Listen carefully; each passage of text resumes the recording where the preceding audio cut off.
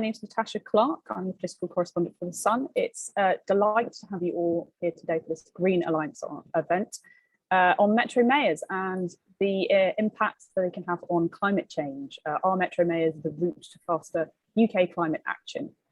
We've got about 45 minutes here, so I won't take up too much more of your time. I just wanted to quickly introduce our panelists. Thank you so much to Andy Street, the Mayor of the West Midlands, who will be joining us to give us his thoughts.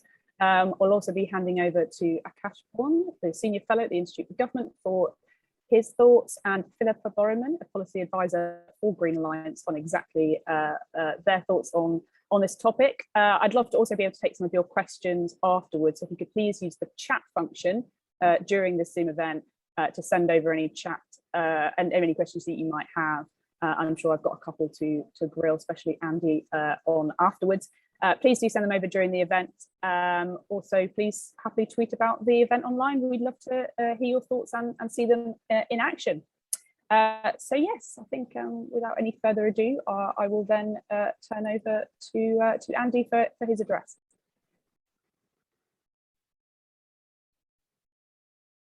Andy, can you hear us? Yeah, no, I can hear you now, and I was instructed to be on mute, so I'm off it as quick as I can.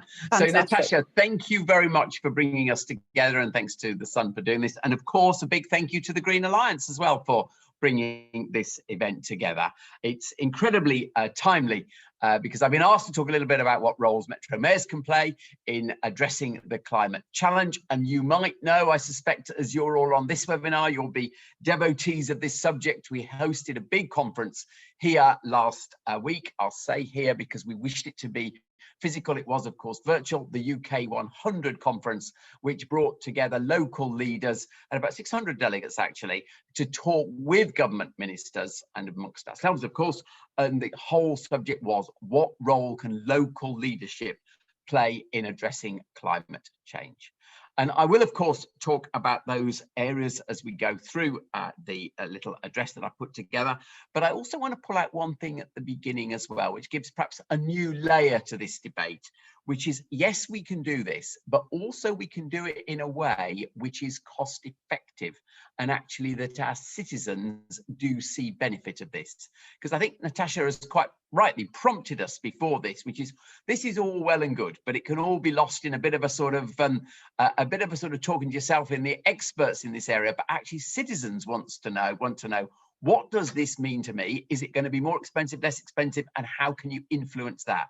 So I will try to address that as well. And I think, Natasha, you're right to prompt us on that, because it's an element of this that hasn't necessarily been drawn out in all of the material so far.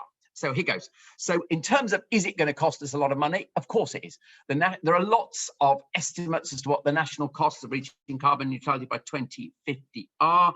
The figure that we've seen most recently from the OBR talks about 1.3 trillion of spending. It doesn't matter if it's right or wrong to the exact number. It is an enormous amount of money. Quite rightly, they did a really good piece of work to say what savings are offset there, and therefore what is the net cost. And when you look at that, it's actually much more manageable, 321 billion, but that is still a fortune, just less than we've spent on supporting the economy through COVID, of course, interestingly, the comparison, but a vast sum. And if you look locally, our own target, we've talked about making huge progress towards carbon neutrality by 2041, but huge progress over the next 5 years. And we've talked about needing £4 billion of investment between public and private, obviously, just in this region over the next few years. So we know this is hugely expensive, but I do want to demonstrate that I think there are savings that will come and some upsides as well. And I want to talk about 3 practical areas around transport, domestic retrofitting, home retrofitting, and of course energy usage. So let's use those 3 to illustrate the point. Just in terms of the background here, you know the whole history of the West Midlands, the sort of home of the Industrial Revolution, the place that started pollution, you could argue. So we feel we have a real moral responsibility around this agenda as well. And thus it was that back in, like everybody else, in 2019, we moved to a climate emergency. We had the Birmingham Youth Climate Strikers come and persuade us that we had to act very swiftly on this. We settled on carbon neutrality by 2041, not because it was a sort of political zeitgeist, but because we did a piece of critical work with the Tyndall Foundation saying that is the realistic speed at which you could work. And really importantly, it would give a fair transition for our citizens, because we were really, really clear that in this, there cannot be, because it'd be the deprived communities who potentially lose most, it cannot be that there is a cost of transition that citizens cannot bear. So yet to be proven, but our belief from the work that we did was we could achieve the outcome and some notion of fairness on that target. So with those objectives in mind, let's have a little look at how we are doing. And we'll start with transport, because I think everyone would accept that that is the area where the mayors have most immediate impact on this agenda. And about a third of our emissions in this region, it won't be very different in others, are from transport, a third from domestic energy, and a third from industry. So it's a really big piece. And we're very clear, we're already making progress. Birmingham City Council just implemented the clean air zones, low traffic neighbourhoods, all sensible decisions. But of course, there are costs to that. So the question really is, how do you mitigate those costs? And we think there's three sort of headings that mayors can take in mitigating some of those costs. First of all, providing good, clean, green, affordable public transport. It's the obvious thing. And we're very pleased that here before the pandemic, we saw public transport use across all our modes, bus, train, tram, all increasing. And we're actually now investing over £1 billion already committed in the infrastructure around clean transport. So whether that be new rail stations, extending our metro, extending our park and ride network to avoid the clean air zone, for example, introducing our cycle hire scheme, the e-scooters that we've got as well now across the region. There is so much being done to provide that network. And then, of course, the second thing is about that network that we have to actually decarbonize it and make it cheaper. And so the really good news there is that Coventry won the competition to be the first all-electric city. So complete fleet replacement there of our buses there. And indeed, we're now bidding in for hydrogen bus fleet as well for other parts of the conurbation. Also pleased, of course, that we are now reducing our fares across our bus network.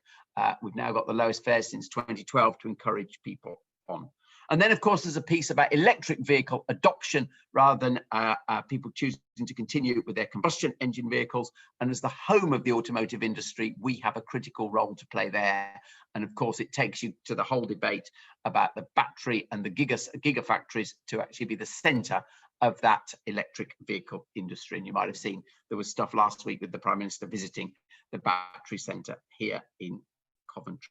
There's also a piece that we've got to do to provide, and be interesting what you say about this, to provide this electric vehicle charging infrastructure.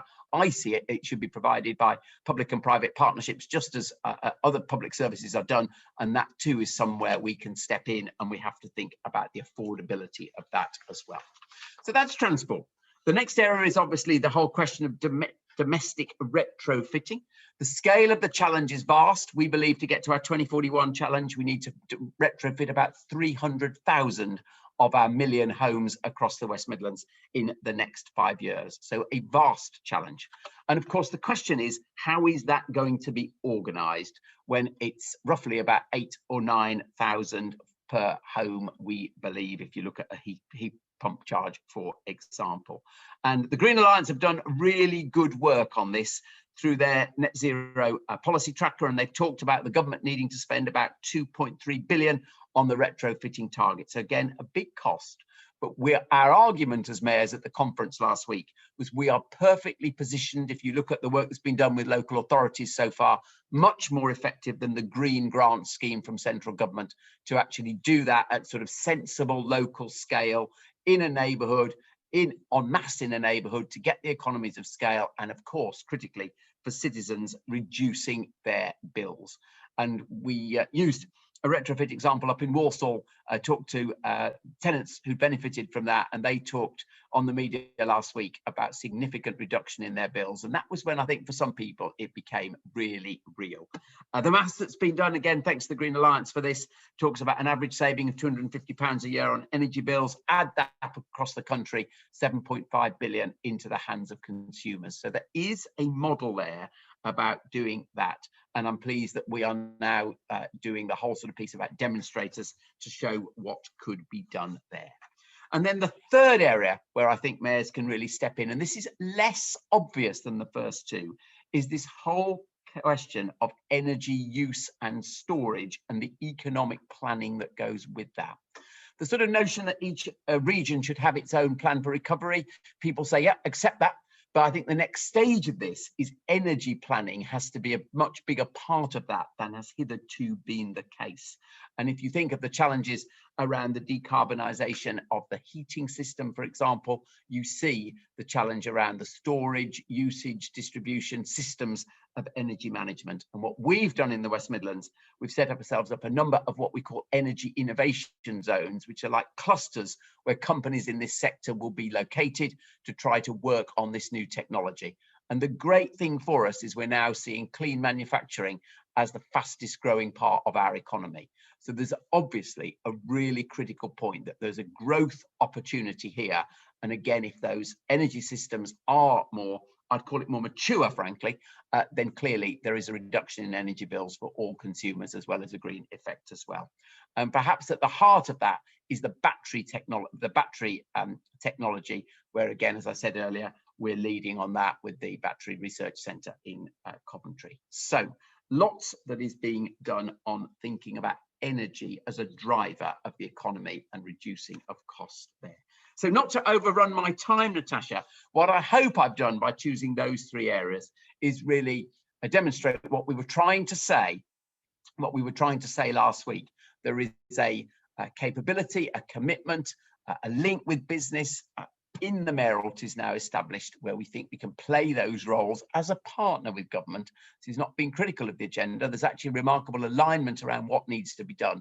It's how and who needs to be engaged. So we stand ready to play our full role in that. Thank you very much, Natasha. Thank you very much. And yeah, just a reminder, guys, if you want to ask Andy or any of our other panelists any questions, please use the chat function to drop us a line, and we will try and get those as soon as we can. I just wanted to follow up a little bit on what you just said, Andy. Fascinating to hear your thoughts on this.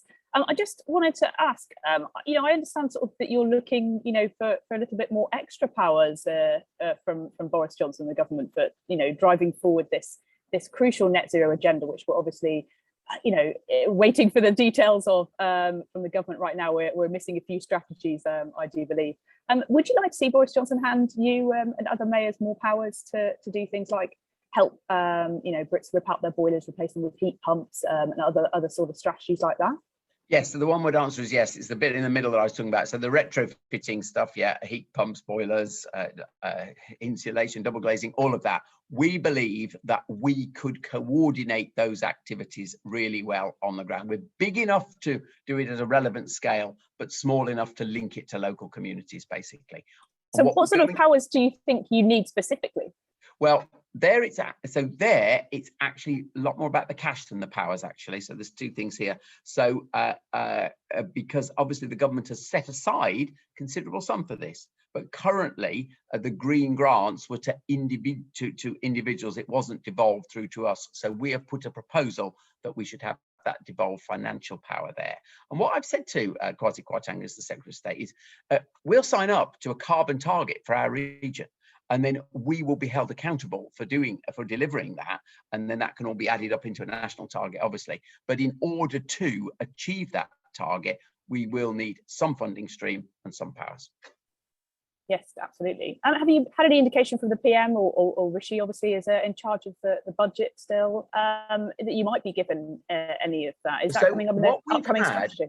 We haven't had a straight answer. We haven't had an indication by the Chancellor or the Prime Minister that they'll be up for this. But what we have had is really good dialogue with BEIS, and obviously the Kwasi's response to the conference last week, which he attended, was very much to say, yeah, let's be working on this. We can see that local government in everything, and he literally said from parish to regional authorities like us have got roles to play. So I think there's definitely a discussion to be had there. But I can't say yes, it's been agreed yet, Natasha. You can never let that detail slip, I'm sure. Fantastic. That's great to hear your thoughts.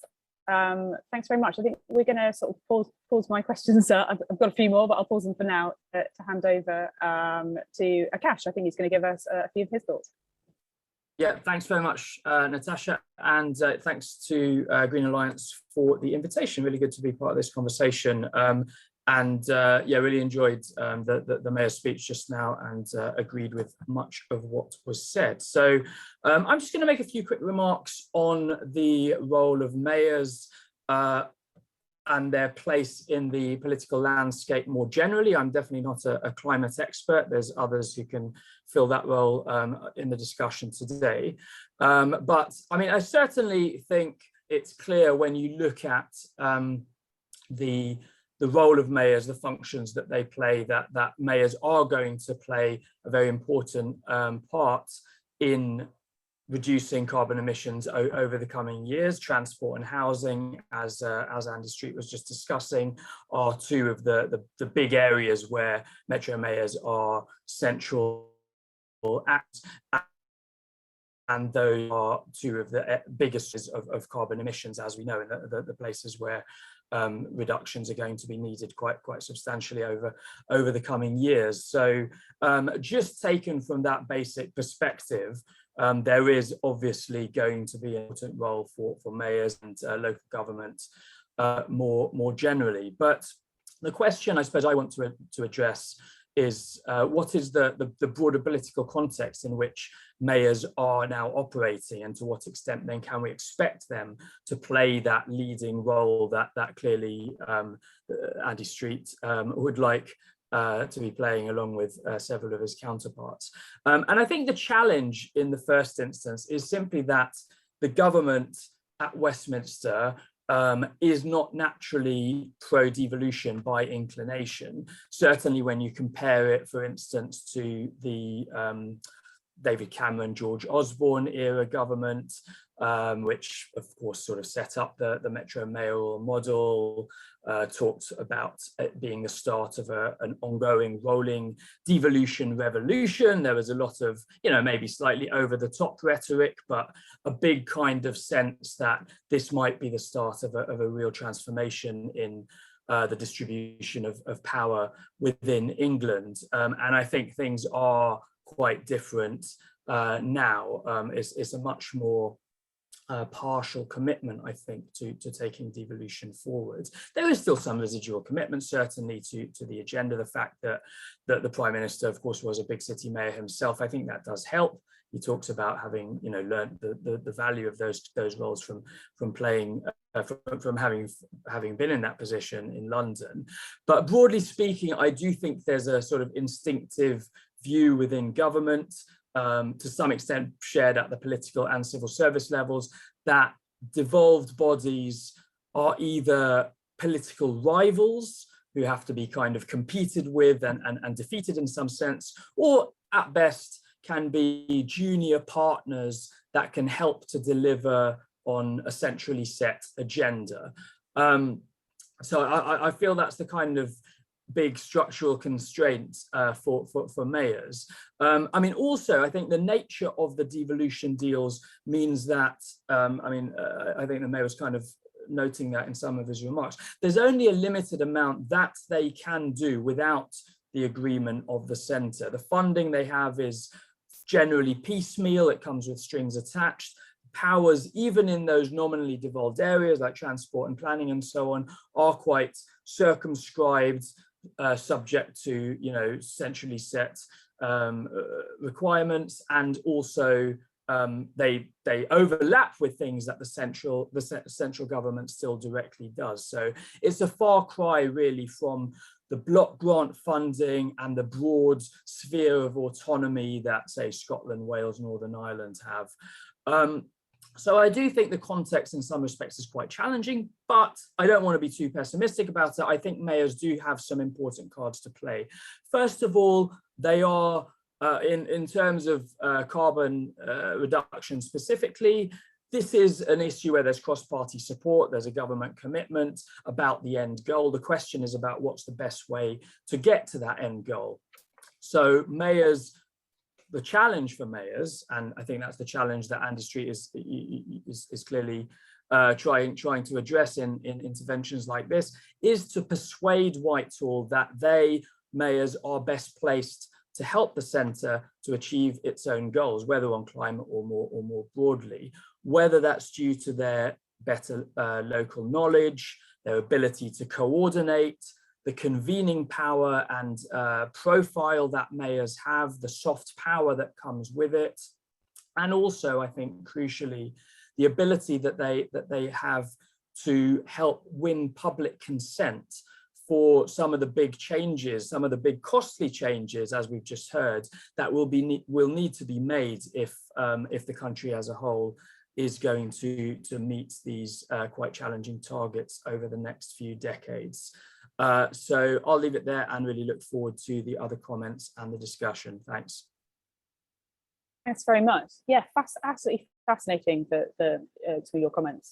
Yeah, I think, you know, you're completely right. Metro mayors have got this vital role to play in the months to come, especially, I think, yeah, like you mentioned, on sort of shaping public opinion and taking the country with us. I think that's one of the things I personally think the government need to do much more work on is take the country with us on this journey that we're going towards a greener future.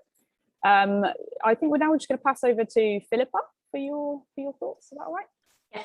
Thank you, Natasha, and thank you, Andy, for that really interesting 10 minutes. And I'm really pleased to be invited to this panel by my Green Alliance colleagues. So Andy, you touched on a lot of very important issues in a very short space of time. So it's hard to address them all, but I think the first thing I wanted to kind of pick up on was your point around choosing the 2041 date for your climate emergency and kind of making sure it's, you know, not too radical, but also not too safe.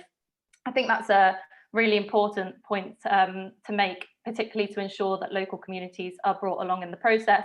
And that's how we're going to get to net zero with public buy-in.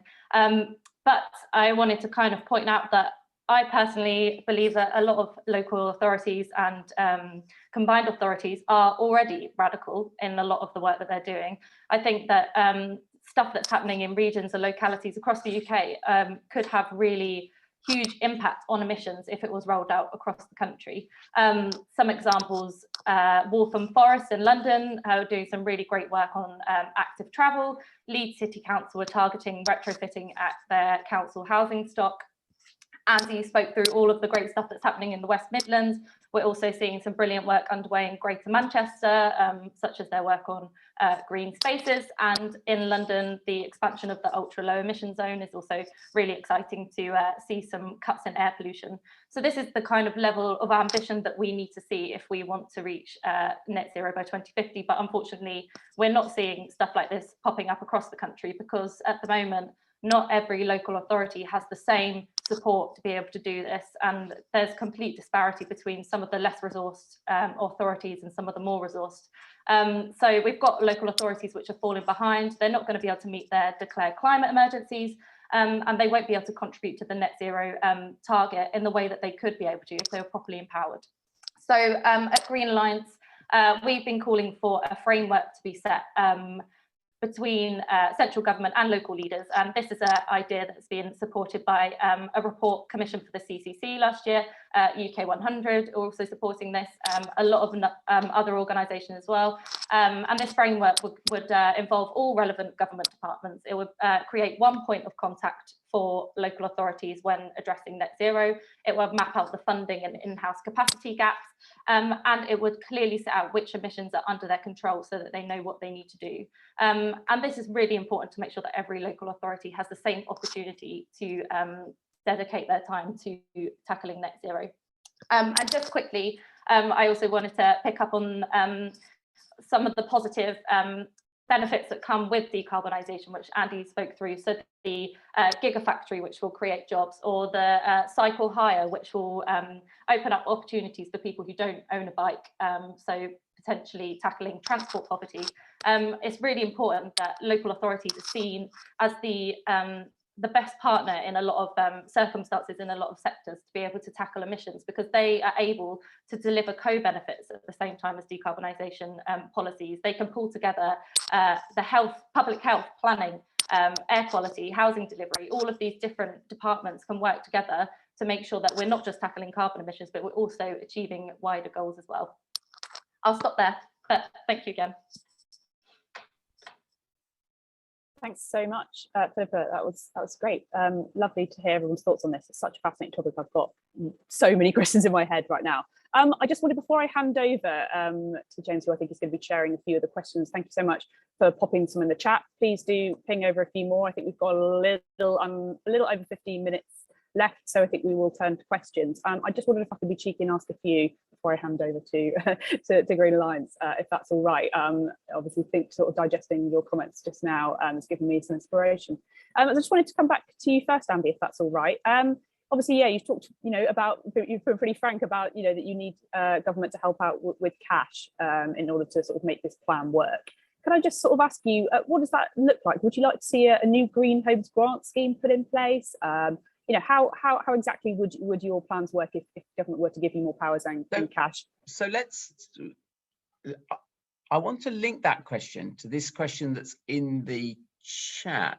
I have forgotten who it's from, actually. I think his name was Robert, I can't remember, which basically goes, it's a question about the philosophy of this, really, which Akash picked up as well. Let's just talk about electric vehicles, first of all, because that might be a really good example. So gigafactories only occur if government puts subsidy on the table. It's happened across the world, frankly. And the great news is the British government has done that with Nissan now, and I'm sure we will have an example here. Let's talk about electric vehicle charging infrastructures. I'm a great believer that private sector cash will be the majority of the funder, but there will need to be some pump priming. So the role of an authority like this is to actually provide the sort of structure for a rapid charging network across the region. So that would be a really practical thing. We're asking the Office of Low Emission Vehicles now. And then if we come to your question spot on about the Green Homes grant, we would actually be saying package that up into a devolved sum, which we then administer and have to demonstrate outcomes. Now, all of those things are where the government has already allocated funding. But all of them, my argument would be, we could be achieving more. And this is really to the philosophical point in the question. There's no point on any subject, whether it be homelessness, climate change, or economic growth, mayors just saying, give us the power, give us the money. You have to demonstrate you can do it faster, better than would be done otherwise. And the reason why I'm so much a believer in devolution is I genuinely think that is what is being proven, that in the areas we have had that responsibility, we can demonstrate that change. So our argument with Kwasi Kwarteng, and to answer head on the question in the chat as well, also Robert Jenrick, it's just that Kwasi is the minister responsible for this area directly, but of course all devolution goes through MHCLG, so of course Robert Jenrick has to be involved, is that we believe that we can work on the government's targets, but achieve it faster and better, and indeed more efficiently for the public purse. And one of the links is being able to bring in the private finance as well, which would contribute to all of these pieces. So that's hopefully a practical answer to your question and picks up the underlying point in the chat as well. Fab, thank you for that.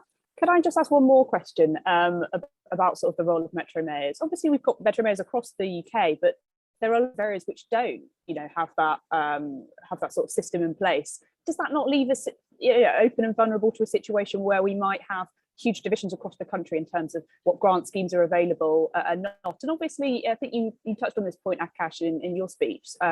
We've got Conservative mayors, obviously up and down the country, but we've also got Labour mayors. That could be a huge problem for Boris Johnson if they don't want to sort of implement the sort of policies that he's looking to implement? Do you see the sort of tensions that we've seen in COVID with Andy Burnham in Manchester? This could be a potential for climate change as well. I think. What do you think about that one? You want me to answer that, or Akash? Could you answer that, please, Andy? Yeah, okay, with pleasure. So, of course, the facts are that the huge majority of mayors across the country are Labour mayors. There's only 2 Conservative mayors, actually. So it's the other way round, actually. But I think the key point here is there's huge agreement between both parties here on what's got to be done. The question is how, actually. Now, in terms of the question about county areas, I would love to see mayors elected across the whole country, because I happen to think that whole principle of one single point of accountability is the thing that really drives outcomes. And I'm happy to, I had to stand on the re-election ticket to demonstrate that it was a better way of doing things, really. But, I'm not naive enough to think it's the only way. So a really good county council with great leadership has actually got a lot of resources and can drive these things forward as well. So much as I'd like to see a standard method of devolution, I don't think it should hold back the subject we're discussing here, that there could be devolution to other bodies rather than just the mayor. Thank you. That's really helpful. Thanks so much. I'm now going to hand over to James, who I believe has been filleting the fab questions in the chat. Are you there, James? Hi guys, it's Joe, for Senior Political Advisor at Green Alliance. But thank you, Natasha, and thank you to all the panelists for your brilliant speeches and reflections. And I suppose the first question that springs to mind is about that best practice between metro mayors domestically, but also internationally. And I know that, Andy, you focused a lot on that in the UK 100 event that you did last week. I suppose, what are the key policies that you want to take from abroad or from other places in the UK that you want to implement in the West Midlands, and what do you need to do that? Oh my goodness. So yeah, I think that there's perhaps a reassuring point for you, first of all, here, that the metro mayors do get together cross-party regularly and share what we hope would be best practice. So if I think of a really good example where I think we're actually doing quite a good job, and I think others may learn from, that's the whole question of developing the skills for these new areas of the economy that are going to help drive down climate change. So one of the important powers for mayors here is that power over skills development with their particularly technical colleges and the FE sector. It's really important. So if you think about what's required for retrofitting, you think what's required as the whole sort of combustion engine disappears and everything's electrified, it's a complete new set of skills. So that would be a really important area, and having even more developed powers there, funding over that would be very important. Then there are other things, there were other areas of the country have done better. Frankly, the whole sort of question of production of clean energy, other areas of the country are leading on that. I mean, the Northeast is the leader on that. We've got a huge amount to learn actually as to whether a landlocked area of the country can do more on that, whereas historically we thought we'll leave that to others. And we learned from LA about a whole carbon neutral grid that they had that aspiration. I mean, it was just when the mayor of LA said that on our conference last week, you just thought, wow, that is an incredible thing to have achieved in a city which has a sort of reputation of LA. So hopefully there's a couple of examples there from what we can learn from others, and indeed something where I hope people would say, yeah, they've done a good job on that. But I guess the important point is there is a network. It's the whole point of UK 100 to share that experience. Thanks, that's fantastic. And you mentioned a lot in your speech about transport, and we've got a question in the chat box about public transport and trying to make it more attractive in a post-COVID era. And I wonder whether you might reflect on ways in which that can be achieved, and also if we could hear from Philippa as well about that. So yeah, and this obviously is a new challenge post-COVID, and the whole horror of the carbon recovery is something in the urban areas we've got to work against. Just let me give you one stat though, which you'll be encouraged by. The usage of our tram system here is up to 80% of our previous. The use of our bus system is 68. So actually, and I give that because they're much higher than the national average numbers. Interestingly, our trains are much lower, but there is clear evidence that it is coming back. And I would put 3 words on the table about it. First of all, people have got to be happy with the price. So Monday, Freedom Day, we reduced bus fares across the West Midlands. It was a brilliant piece of PR by our bus companies. Unlike in London, I don't run the buses, they're run privately. But what a brilliant thing to do on Freedom Day, just to get people to think about it. Secondarily, there is the whole question of the convenience, the ease, and that's why all this investment in the network is so important. And the capital we're investing in our public transport is now 7 times what it was before I was mayor. And then the third thing, and this is very clear, increasingly so, people want to see a green and a clean piece of rolling stock. So whether they're putting it extremely bluntly, if the bus is a brand new electric bus, we know that we will see higher ridership on it than if it's an old-fashioned vehicle that people don't feel confident in. And then there's all the stuff about what the operators have done with the cleaning regimes and all of that, and the fact that there is enough space on our full public transport network for people to feel secure. All of those things contribute. And I know we will do this again. We were doing it before the pandemic. We will do it again.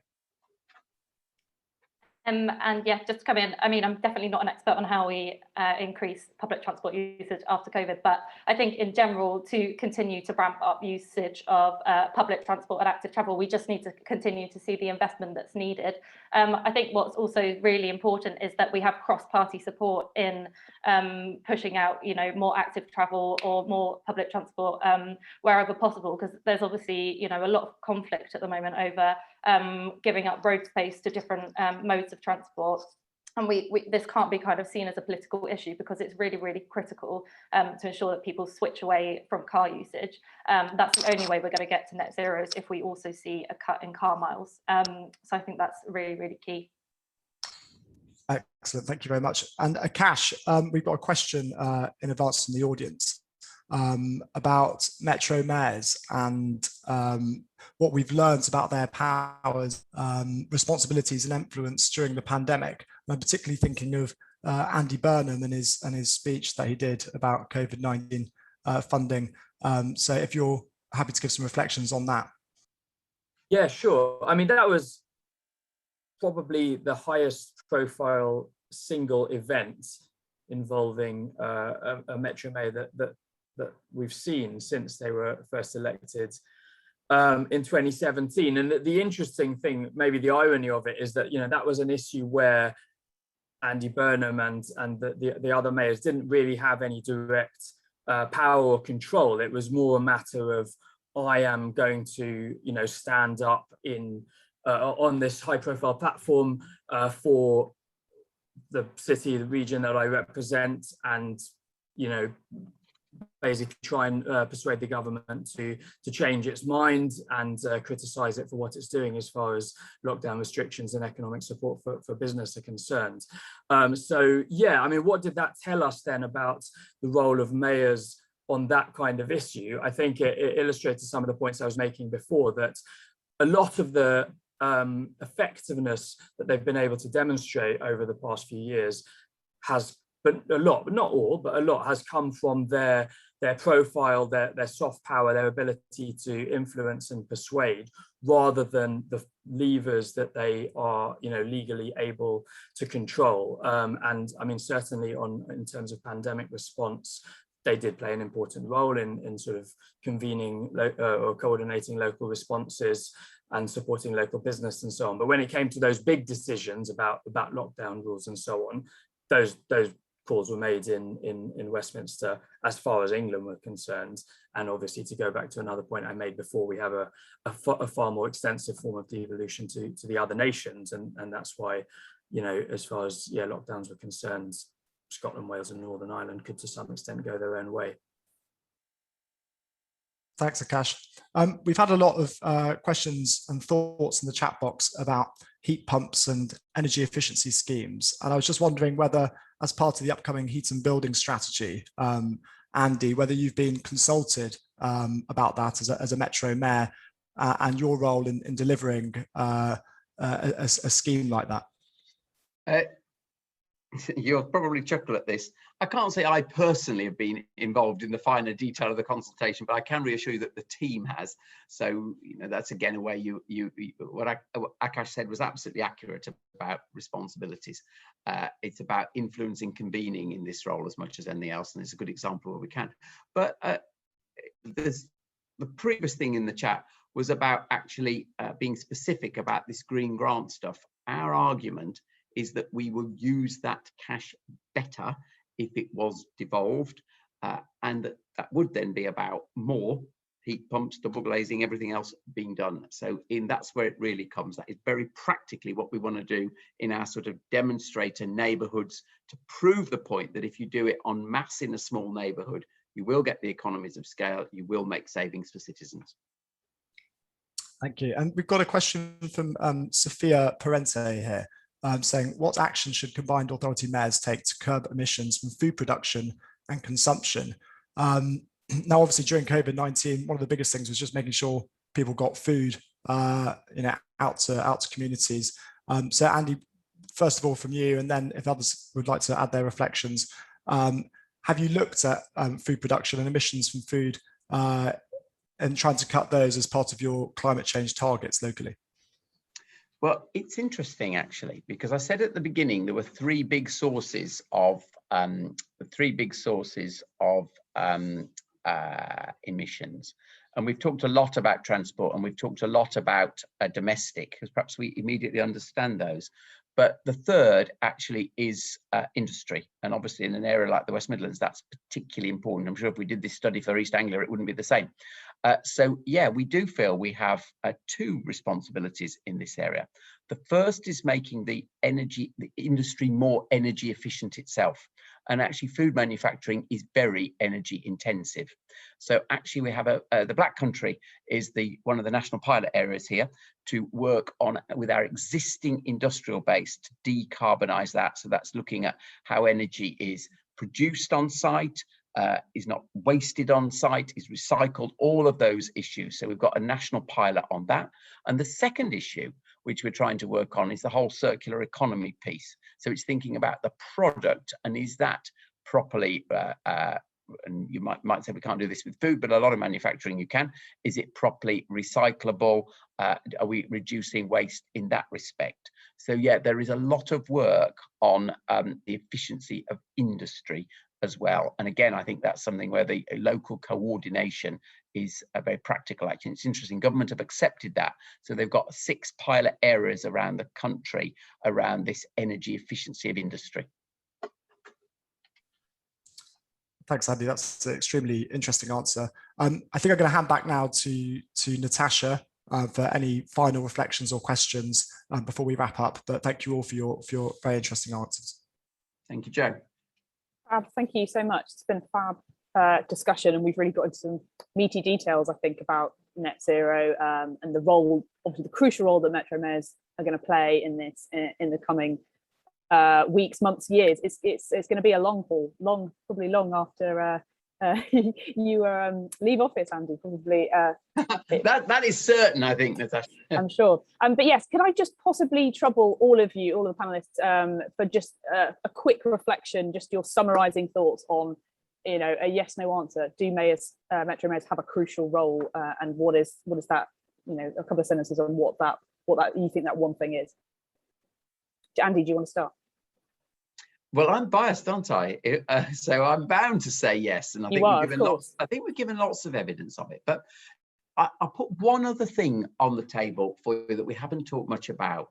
I think we've also got a role in terms of being the the convener, the exciter of the private sector as well. It is absolutely fascinating to me how business attitude to this has changed, and I've thoroughly enjoyed all the sort of round tables and events we've done with business, and I hope I can continue to prod and encourage and find the economic opportunities for them to invest behind this, whether it's frankly zero carbon homes that a private developer is building, or whether it's an energy systems management company, or whether it's a Severn Trent, our utility company, saying they're going to be carbon neutral. It has been fascinating to see the change and what we've then got to do. And of course, our best example is JLR and their commitment to be Britain's biggest car manufacturer, their commitment to be zero carbon by 2030. Incredible change. Thanks, Andy. Can I go to Akash next quickly? We've not got too much time. No, sure, thanks. Yeah, I mean, I think headline question, my view is yes. We've kind of explored reasons why. I think the only final thing I would just add is very important, I think, to keep in mind that the government is, of course, committed to its net zero targets and intermediate targets along the way, but it's only one thing that the government is doing. And at the moment, of course, there's also just a much bigger question about economic recovery post-pandemic and restructuring post-Brexit and so on. So, for those people who are really like Green Alliance and others who are focused on this issue, the more that you can make the connection to achieving this target can be a good way to support wider economic objectives, the more likely you're going to get traction with central government. Lovely. Philippa, do you want to just finish us off? Sure. Yeah, I mean, in answer to your question, I think yes. I just wanted to point out a local government association polling that they did with local residents, and it found that 70% of residents trusted their local authorities to make changes to their local areas compared to just 20% for central government. So I think that's just really important to show that if we want to see behavioural change, if we properly want to address net zero in a way which includes everyone, we need to use these trusted partners, and central government really should be kind of taking that on and giving the powers and the funding and support to local authorities and metro mayors so that they can do this. And thank you for having me. Fantastic. Thanks so much, guys. Thank you very much for all your time, especially Andy for being so generous with yours. I'm sure you're far busier than I. Thank you all for coming. Thanks for all your fantastic questions. I am at the Sun new to this climate brief, so I am still trying to get my head around it. If there's anything you think we need to be reporting on, do drop me a line, drop us an email. If you want to chat, share your thoughts, share some policy ideas, share some papers that are should be on my reading list, please do let us know. Obviously, yeah, we're trying to take our readers with us on this journey and let them know exactly what the climate change is all about and net zero and how we're going to get there. So thank you so much, Green Alliance, for hosting us at this event. I think we'll draw it to a close there. Thank you.